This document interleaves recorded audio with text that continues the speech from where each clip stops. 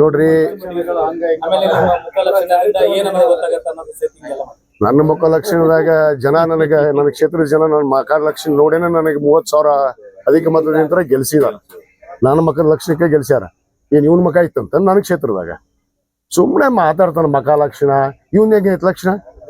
ಇವನ್ಗೆಲ್ಲ ಏನಂತಾರ ಗೊತ್ತಾ? ಬಿಜಾಪುರದಾಗ ಚಕ್ಕ ಅಂತಾರ.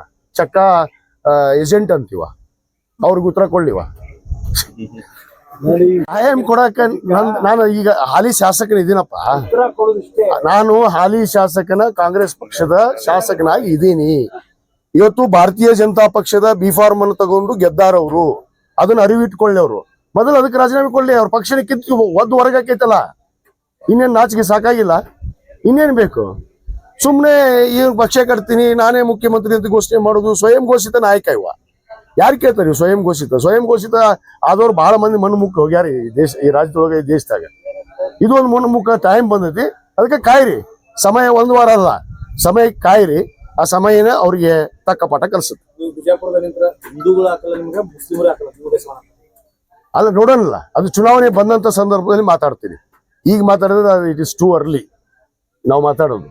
ಅದಕ್ಕೆ ನಾನೊಬ್ಬ ಹಾಲಿ ಶಾಸಕನ ಇದೀನಿ ಆಲ್ರೆಡಿ ಇಲ್ಲಿ ನನ್ನ ಮತಕ್ಷೇತ್ರಕ್ಕೆ. ಅವ್ರ ಪಕ್ಷ ತೆಗೆದಾಕೈತಿ. ಯಾವ ಬಿಫಾರ್ಮ್ ತಗೊಂಡು ಗೆದ್ದಿದ್ರು ಅದನ್ನ ರಾಜೀನಾಮೆ ಕೊಡ್ಬೇಕಲ್ಲ. ಕೊಡ್ಲಿ. ಫಸ್ಟ್ ಕೊಟ್ಟ ಮೇಲೆ ನೋಡ್ತೀವಿ ನಾವು ಯಾರು ರಾಜೀನಾಮೆ ಕೊಟ್ಟು ಬರ್ತೀವಿ ಅನ್ನೋದು ಹೇಳ್ತೀವಿ. ನೋಡ್ರಿ,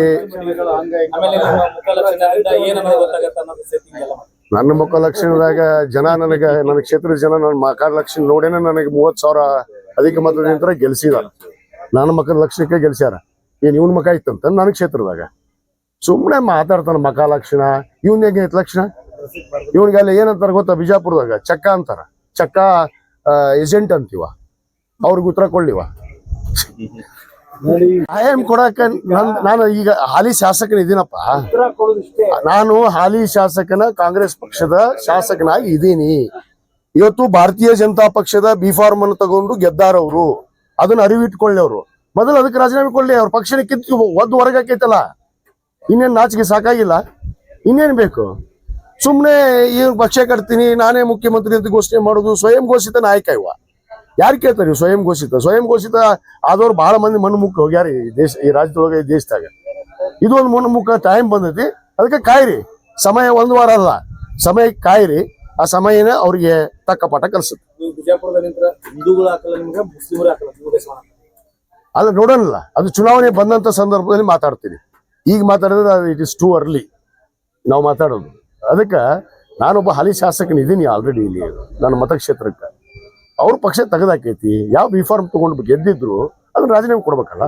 ಕೊಡ್ಲಿ. ಫಸ್ಟ್ ಕೊಟ್ಟ ಮೇಲೆ ನೋಡ್ತೀವಿ ನಾವು ಯಾರು ರಾಜೀನಾಮೆ ಕೊಟ್ಟು ಬರ್ತೀವಿ ಅನ್ನೋದು ಹೇಳ್ತೀವಿ.